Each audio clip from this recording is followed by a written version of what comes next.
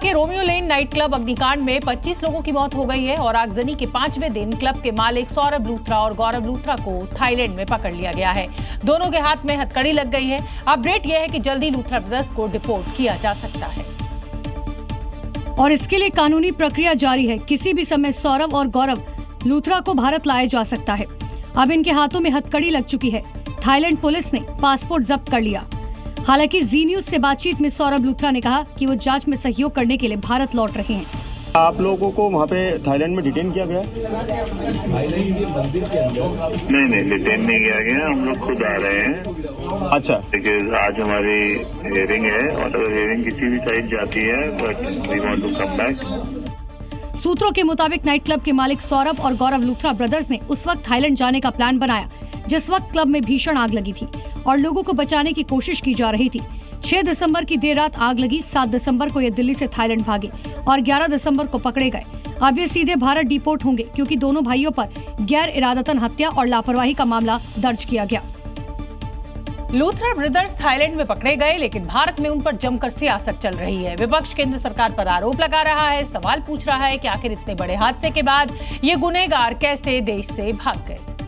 क्योंकि पूरे देश ने इस पे हंगामा मचाया था, इसलिए इन्होंने जाकर उनको डिटेन किया। मैं अब उम्मीद करती हूँ कि एक्स्ट्राडिशन ट्रीटी हमारी थाईलैंड के साथ होगी और वो जल्द से जल्द इंडिया लाए जाएंगे और उन पे सख्त से सख्त कार्रवाई होगी। लुकआउट जारी था। इंडिगो से सामान्य यात्री यात्रा नहीं कर पा रहा था, पर एक घोषित वांछित अपराधी को इंडिगो से गया और वो सुरक्षित पहुंच गया। मैं तो कहता हूं कि मोदी सरकार को इस बात के लिए नोबेल पुरस्कार मिलना चाहिए कि देश के जितने घोषित वांछित अपराधी हैं उनको सबको उन्होंने सकुशल बाहर फरार कराया। अगर स्कूल में कोई बच्चा नियमों को तोड़ता है तो उसकी शिकायत टीचर से की जाती है। आज कुछ ऐसा ही सदन में भी देखने को मिला जब बीजेपी सांसद अनुराग ठाकुर ने लोकसभा में टीएमसी सांसदों की शिकायत स्पीकर से की और उन पर ई सिगरेट पीने का बड़ा आरोप लगाया। देश भर में ई सिगरेट बैन हो चुकी है, क्या सदन में आपने अलाउ कर दी है? नहीं, कोई माननीय सदस्य को कोई भी सर टीएमसी के सांसद पी रहे हैं सर टीएमसी के सांसद सर कई दिनों से लगातार बैठ के पी रहे हैं सर। वहीं अनुराग ठाकुर के सवाल पर सदन में हंगामा मच गया, जिसके बाद स्पीकर ने नियमों का पालन करने की हिदायत दी। मैं सभी माननीय सदस्यों से पुनः आग्रह करता हूं, हमें संसदीय परंपराओं और संसदीय नियमों का अनुपालन करना चाहिए। वहीं इससे पहले जब अनुराग ठाकुर ने स्पीकर से सवाल पूछने की इच्छा जताई तो ओम बिरला ने उन्हें मना कर दिया, जो काफी अनोखा नजारा था। उससे सवाल नहीं पूछ सकते। नहीं, आग्रह करने वाला आग्रह कर सकते हो, आपसे आग्रह कर। वहीं संसद के बाहर एक अनोखा नजारा और भी देखने को मिला जब ई सिगरेट के मुद्दे पर गिरिराज सिंह ने टीएमसी सांसद सौगत राय को घेर लिया और उनसे पूछने लगे कि ई सिगरेट बैन है या नहीं। इस दौरान बेहद ही अलग नजारा यहां देखने को मिला और गिरिराज सिंह टीएमसी सांसद सौगत राय के हाथ पकड़कर सवाल करने लगे। ये विरोधी हैं कि कोई सदन के अंदर ई सिगरेट की, बाहर में भी ई सिगरेट बंद है। सौगत दा है ना बंद। अरे आज इज्जत बचा दिया अध्यक्ष, नहीं तो सब लोग बेनकाब हो गए। हालांकि बाद में गिरिराज सिंह ने उन्हें अभिवादन भी किया। दादा चोरी भी करते हैं तो खुलेआम करते हैं, सिगरेट भी पीते हैं तो खुलेआम पीते हैं। तो वहीं बाद में गिरिराज सिंह टीएमसी पर नियम तोड़ने का भी आरोप लगाते नजर आए। ये बताता है ये कानून तोड़ करके और अपने को बड़ा महान समझते हैं। प्रधानमंत्री नरेंद्र मोदी एनडीए के सभी सांसदों को आज रात्रि भोज करा रहे हैं, डिनर करा रहे हैं और इसके लिए पीएम आवास पर सांसद पहुंच भी चुके हैं। बिहार विधानसभा चुनाव में जीत के बाद एनडीए नेताओं की डिनर पर हो रही मुलाकात बेहद अहम मानी जा रही है, क्योंकि आने वाले कुछ महीनों में कई राज्यों में चुनाव होने हैं। पीएम मोदी के आवास पर सरगर्मी तेज है। एनडीए के सांसद डिनर पार्टी में इकट्ठा हुए। हाई प्रोफाइल भोज की तैयारी की गई। कार्यक्रम स्थल पर 54 टेबल लगे हैं। हर टेबल पर एक केंद्रीय मंत्री, हर टेबल पर बीजेपी के 8 सांसद, हर टेबल पर सहयोगी दलों के सांसद। इसका मकसद सभी दलों के प्रतिनिधियों के बीच सहज संवाद स्थापित करना है। कार्यक्रम में सांसदों के स्वागत से लेकर कोऑर्डिनेशन तक की जिम्मेदारी तय है। डिनर के बहाने पीएम सांसदों से संवाद तक बड़े एजेंडे का आकलन भी कर रहे हैं। इस डिनर पार्टी में चुनावी चर्चा की भी खबर है, क्योंकि 2026 में पश्चिम बंगाल, तमिलनाडु, केरल, असम, पुडुचेरी में चुनाव है। एनडीए के कई सहयोगी दल इन राज्यों में महत्वपूर्ण भूमिका निभाते हैं, इसलिए चुनावी माहौल को देखते हुए ये बैठक और भी ज्यादा अहम मानी जा रही है। All India Muslim personal law board के सदस्यों ने आज केंद्रीय मंत्री किरण रिजिजू के साथ बैठक की और इसमें उन्होंने वक्फ संपत्तियों के उम्मीद पोर्टल में रजिस्ट्रेशन को लेकर आई दिक्कतों के बारे में जानकारी दी।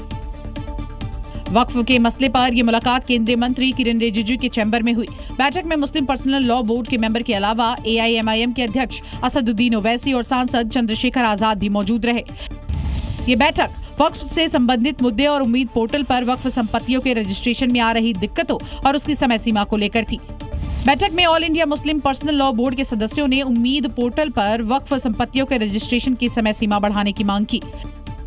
जो प्रॉब्लम्स आ रही है वक्फ के जो जायदादें हैं उनको पोर्टल पे डालने की और टाइम के मसले पर हमें खुशी है कि मिनिस्टर ने बहुत पॉजिटिव लिया और ये अश्योर किया है और ये बताया कि हम उस प्रॉब्लम को समझ रहे हैं। हालांकि केंद्रीय मंत्री रिजिजू की तरफ से साफ कर दिया गया कि 6 महीने की डेडलाइन खत्म हो चुकी है, इसे आगे बढ़ाया नहीं जा सकता।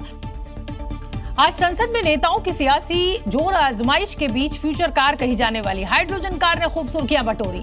जी हां, केंद्रीय मंत्री प्रहलाद जोशी हाइड्रोजन कार को ड्राइव कर संसद पहुंचे। जैसे ही नीले रंग की चमचमाती हाइड्रोजन कार ने संसद में एंट्री ली, लाइमलाइट में आ गई। संसद भवन में मौजूद सारे कैमरों के लेंस भविष्य की इस कार को कैप्चर करने में लग गए। प्रहलाद जोशी हाइड्रोजन से चलने वाली कार लेकर आए हैं और इस कार को देखा जा सकता है। ये देश में तीसरी कार है। इससे पहले केंद्रीय मंत्री जो है नितिन गडकरी, वो भी हाइड्रोजन वाली कार लेकर आए थे। इस हाइड्रोजन कार में प्रहलाद जोशी के साथ केंद्रीय मंत्री श्रीपद नाइक भी बैठे थे। इस कार को टोयोटा ने बनाया, जिसका नाम मिराई है। मिराई मतलब फ्यूचर, इसीलिए इस कार को फ्यूचर की कार कहा जाता है। इसकी खासियत यह है कि ये कार धुआं नहीं, भाप छोड़ती है, इसीलिए पॉल्यूशन नहीं होता। साथ ही कार कोई आवाज नहीं करती। फुल टैंक पर लगभग 600 किलोमीटर तक चल सकती है। इसे चलाने का खर्च लगभग 2 रुपए प्रति किलोमीटर आता है। जहां एक तरफ संसद में आज हाइड्रोजन कार दौड़ी, तो वहीं काशी को देश की पहली हाइड्रोजन वाटर टैक्सी की सौगात मिली है। केंद्रीय मंत्री सर्बानंद सोनोवाल ने हरी झंडी दिखाकर इसको रवाना किया। वाराणसी के नमो घाट पर दौड़ रही ये देश की पहली स्वदेशी हाइड्रोजन वाटर टैक्सी है, जिसकी शुरुआत आज से वाराणसी में हो गई है। इसी के साथ ही वाराणसी हाइड्रोजन क्रूज चलाने वाला देश का पहला शहर भी बन गया है। वाटर टैक्सी नमो घाट से रविदास घाट तक चलेगी। इसका संचालन भारतीय अंतर्देशीय जलमार्ग प्राधिकरण के तहत जलसा क्रूज लाइन करेगी। आगे चलकर इस टैक्सी को 80 से मार्कंडेय धाम तक चलाया जाएगा। इसमें एक साथ 50 यात्री सफर कर सकेंगे। अगर किराए की बात की जाए तो इस हाइड्रोजन वाटर टैक्सी में किराया 500 रुपए होगा और ये एक दिन में 7 फेरे लगाएगी। ये शिप पूरी तरह से हाइड्रोजन फ्यूल से चलेगा। हालांकि हाइड्रोजन खत्म होने या कुछ खराबी आने पर विकल्प के रूप में इलेक्ट्रिक इंजन भी लगाया गया है। ये क्रूज मेट्रो ट्रेन के कोच जैसा दिखता है। ये मजबूत और हल्के प्लास्टिक से बना है।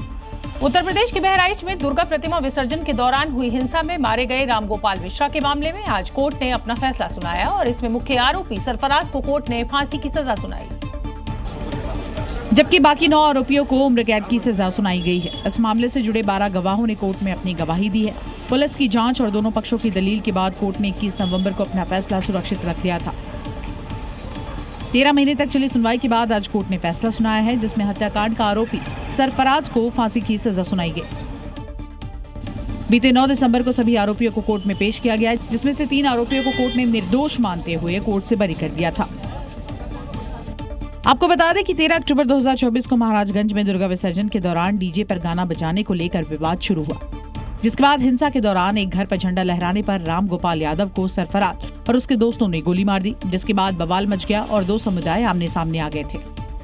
जब बात घुसपैठियों पर योगी प्रहार के असर की हो, उत्तर प्रदेश पुलिस गली मोहल्ले घुसपैठियों की तलाश कर रही है। दिन हो या रात अभियान जारी है। यहाँ घुसपैठियों पर सख्ती का असर पश्चिम बंगाल में दिख रहा है, जहां बड़े पैमाने पर घुसपैठिए बंगाल छोड़कर बांग्लादेश भाग रहे हैं।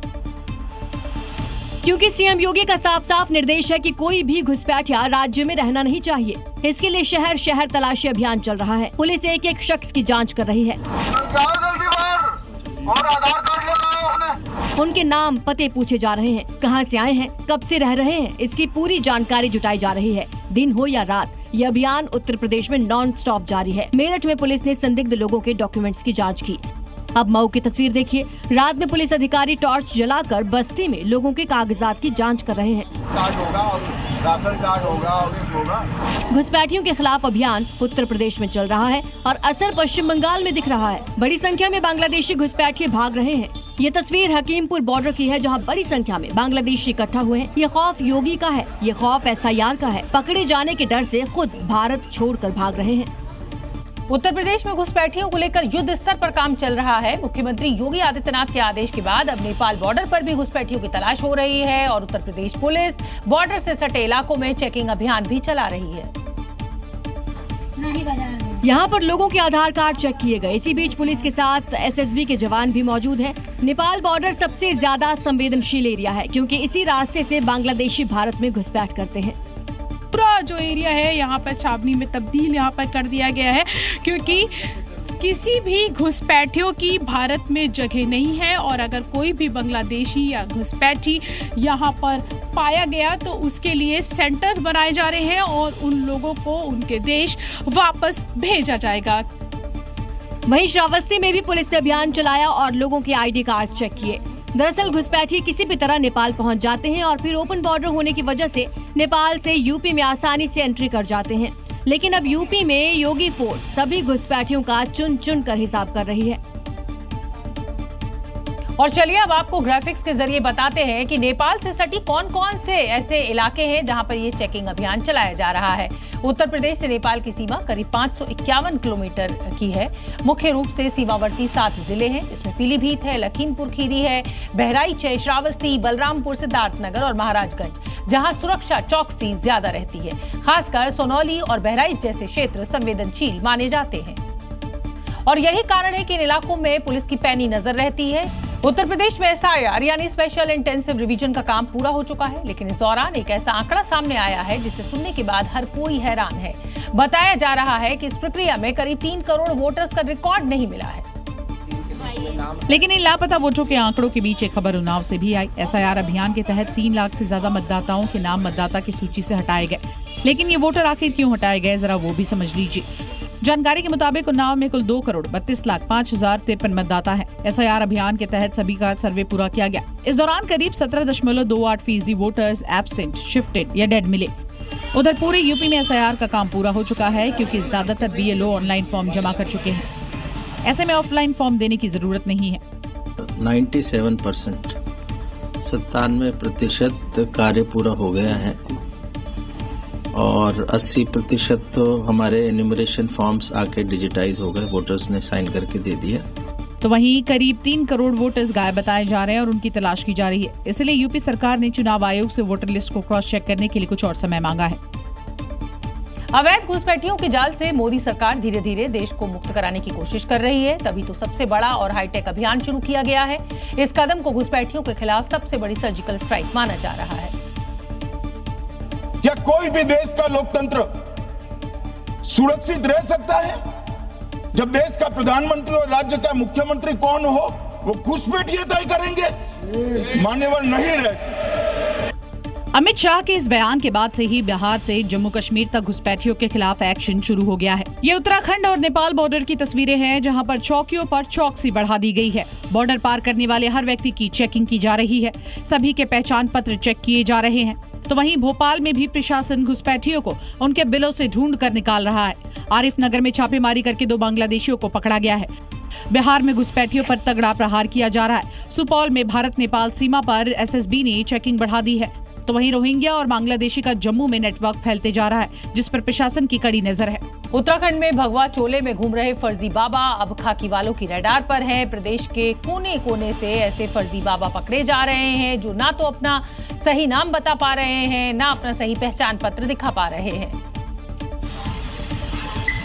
ना कोई ज्ञान, ना कोई दस्तावेज, सिर्फ साधु संतों वाला दिखावा और काम सिर्फ लूट और छलावा। ऐसे ही 5 संदिग्ध बाबा को धामी फोर्स ने रुद्रपुर से पकड़ा है। सभी के आधार कार्ड समेत कागजात चेक किए जा रहे हैं। उनके नाम पते नोट हो रहे हैं।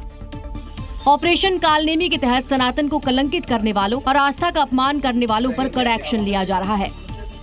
15 साल वाले फोटो लगा दिया, अभी के तेरी जो फोटो है वो लगाना इसमें, ताकि मुझे कोई पहचान नहीं सके ये मेरा आधार कार्ड है। उत्तराखंड पुलिस लगातार इन नकाबपोश ढोंगियों के मुखौटे उतार रही है। हिंदुओं के भेष में छिपे विधर्मियों की पहचान की जा रही है। संदिग्ध साधु वेश में घूमने वाले लोगों को पूछताछ हेतु कोतवाली बुलाया गया था। इन पांचों से आधार और इनके अन्य आईडी कार्ड लिए गए और इनको भविष्य के लिए भी हिदायत दी गई। मोकामा के बाहुबली विधायक अनंत सिंह एक बार फिर से सुर्खियों में है, लेकिन इस बार ना कोई धमाकेदार बयान, ना कोई नया बवाल और ना ही कोई अदालती ड्रामा। वजह उनका नया सरकारी घर है। पुराना बंगला, अनंत का महल को अलविदा, नया फ्लैट। ये दो तस्वीरें आपके सामने हैं। पहली अनंत सिंह के आलीशान बंगले की और दूसरी उनको आवंटित हुई डुप्लेक्स की। पटना के वीरचंद पटेल पथ पर डुप्लेक्स फ्लैट अब उनका आधिकारिक आवास घोषित किया गया है और फ्लैट के बाहर मोकामा 178 विधानसभा की तख्ती भी टांग दी गई है। अनंत सिंह का पुराना बंगला माल रोड पर सालों से चर्चा का विषय रहा है। लोग इसे मिनी महल भी कहते हैं। इस बंगले में कई कमरों वाला विशाल ढांचा, घोड़ों के लिए अलग अस्तबल और लग्जरी गाड़ियों के लिए एक बड़ा पार्किंग एरिया है। लेकिन जो नया घर उन्हें मिला है वो पहले घर से बिल्कुल अलग है। न बहुत सारे कमरे हैं, न बहुत सारी पार्किंग। फ्लैट साफ सुथरा है, आधुनिक है, लेकिन महल तो बिल्कुल नहीं है। दिलचस्प मोड़ ये है कि अनंत सिंह इस समय जेल में बंद है और ऐसे में सरकारी डुप्लेक्स की चाबी तो उन्हें दे दी गई है। मध्य प्रदेश में आईएएस अधिकारी संतोष वर्मा के एक और बयान पर अब बवाल खड़ा हो गया है। इस बार उन्होंने किसी दलित को सिविल जज न बनने पर हाईकोर्ट को ही कटघरे में खड़ा कर दिया और बेहद ही गंभीर आरोप लगाए, जिसका वीडियो भी सामने आया, जहां वो एक मंच से संबोधित करते हुए सिविल जज के तौर पर दलितों के चयन नहीं होने के पीछे हाईकोर्ट को जिम्मेदार ठहरा रहे हैं। इंटरव्यू में हमको इसको 20 नंबर नहीं देना है, इसको 19.5 नंबर देना है। तो भाई कौन सिविल जज बना देगा हमारे बच्चों को? ये कौन सा आरक्षण है? ये कौन सा नियम है? और ये कौन कर रहा है? ये हमारा हाईकोर्ट कर रहा है। वर्मा ने सीधे तौर पर हाईकोर्ट पर सवाल खड़े कर दिए और आरोप लगाया कि जिससे हम न्याय की उम्मीद करते हैं वो हमारे बच्चों के साथ न्याय नहीं कर रहे। वर्मा ने इससे पहले ब्राह्मणों की बेटी वाले बयान के बाद सुर्खियों में आए थे और अब हाईकोर्ट पर गंभीर सवाल खड़े कर दिए। उत्तर प्रदेश में मुख्यमंत्री योगी आदित्यनाथ का संदेश एकदम साफ है। प्रदेश में कुछ भी अवैध नहीं बचेगा। उनके इस आदेश पर दनकौर और सीतापुर में अवैध कब्जे पर बुलडोजर गर्जा। अवैध कब्जे पर जब योगी का बुलडोजर दौड़ता है तो तस्वीरें कुछ यूं होती है। बुलडोजर के रास्ते में जो भी आता है जमीन दोज हो जाता है। अवैध कब्जे पर बुलडोजर के आक्रमण की ये दो तस्वीर यूपी की है, जहां दनकौर और सीतापुर पर बुलडोजर गर्जा है। बुलडोजर आक्रमण की पहली तस्वीर की बात करें तो दनकौर में 500 करोड़ की सरकारी जमीन को अतिक्रमण से मुक्त कराया गया। यमुना एक्सप्रेसवे औद्योगिक विकास प्राधिकरण ने बुलडोजर चलाकर 46,000 वर्ग मीटर जमीन से कब्जा हटाया गया, तो वहीं अस्थायी निर्माणों को बुलडोजर से पूरी तरह से ध्वस्त किया गया। प्राधिकरण ने कई बुलडोजर चलाकर जमीन को कब्जा मुक्त कराया है। दूसरा बुलडोजर प्रहार सीतापुर में एक मदरसे पर हुआ, जहां लंबे समय से अवैध तरीके से मदरसा चलाया जा रहा था। बिना मान्यता के बच्चों को तालीम दी जा रही थी। प्रशासन ने बुलडोजर चलाकर इस अवैध मदरसे को भी मिट्टी में मिला दिया। अतिक्रमण हटाने के दौरान कोई खलल न डाले, इसके लिए भारी पुलिस फोर्स यहां पर मौके पर तैनात रहा। बिहार में इन दिनों किसी से पूछिए कि क्या चल रहा है, जवाब मिलेगा बुलडोजर चल रहा है। जी हाँ, क्योंकि नई सरकार के गठन के बाद अतिक्रमण के खिलाफ मेगा अभियान यहां पर जारी है और इस दौरान बुलडोजर पूरी ताकत से अवैध निर्माण को तोड़ भी रहा है। इस दौरान बुलडोजर नाम देख रहा है न खास देख रहा है। पटना के राजवंशी नगर हनुमान मंदिर के पास भी बुलडोजर चला। देखिए कैसे अवैध निर्माण को बुलडोजर हटा रहा है। मंदिर परिसर में लगी दुकानों को बुलडोजर ने चंद मिनटों में ध्वस्त कर दिया। जहां तहां बिखरा ये मलबा बता रहा है कि पहले यहां कितना अतिक्रमण था।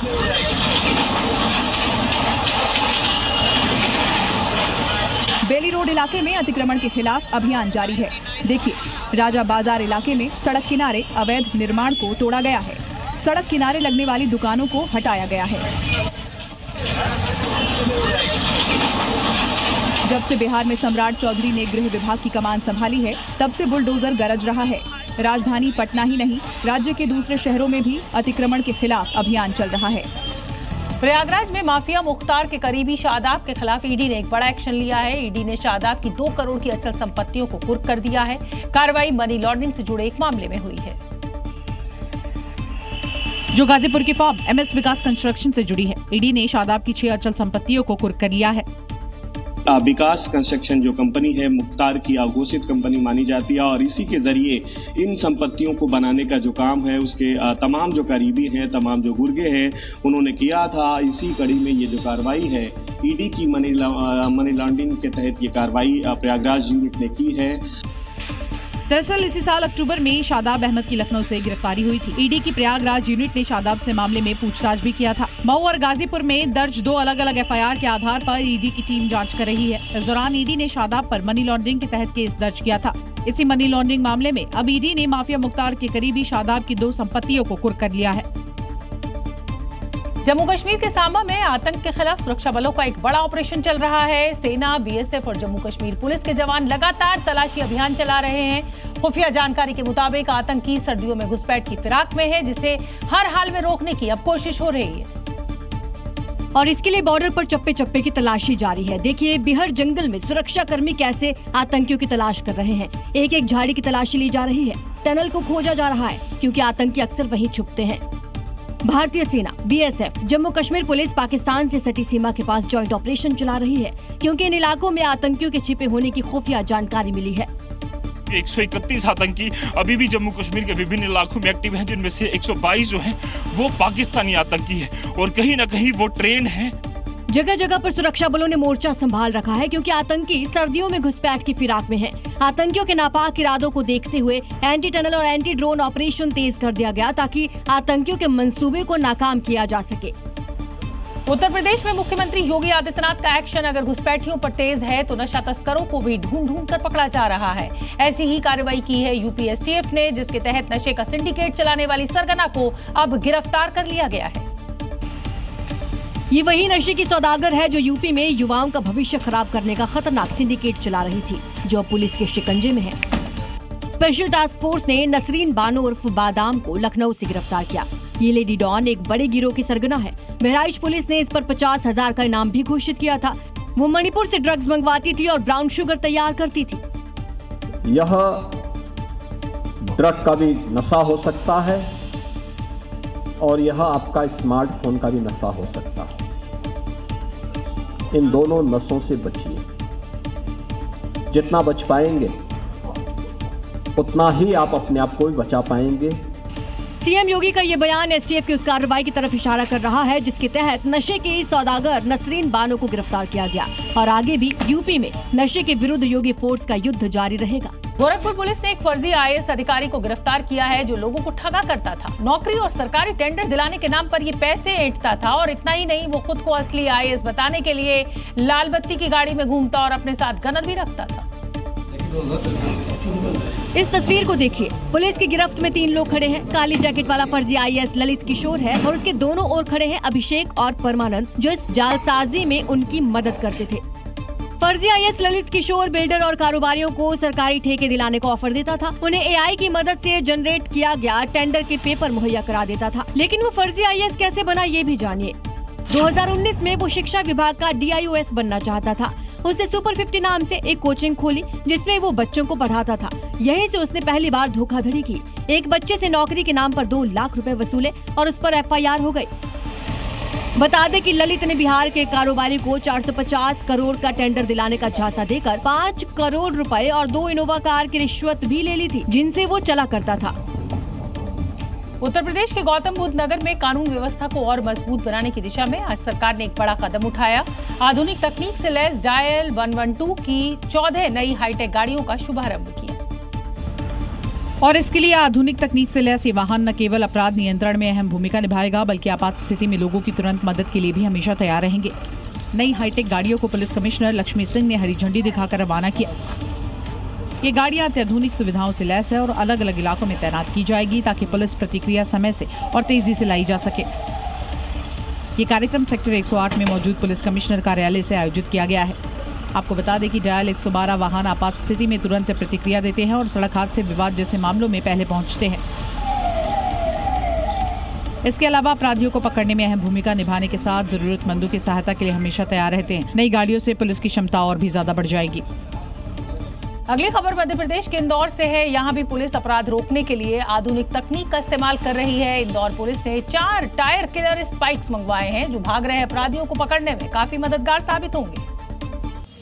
क्योंकि कांटेदार टायर किलर स्पाइक्स अपराधियों की गाड़ी की हवा निकाल देगी। इसमें लगे नुकीले कांटों को सड़क पर बिछाना आसान है। ये इतने नुकीले होते हैं कि टायर में आसानी से धंस जाते हैं और पलक झपकते ही गाड़ी को रोक देते हैं। इमरजेंसी की स्थिति में जब कोई किसी तरह की चेकिंग को तोड़ के और कोई बहुत ही संदिग्ध या डेंजरस तरीके से वाहन जाता है और उसमें तो उसको रोकने के लिए इसका प्रयोग किया जाएगा।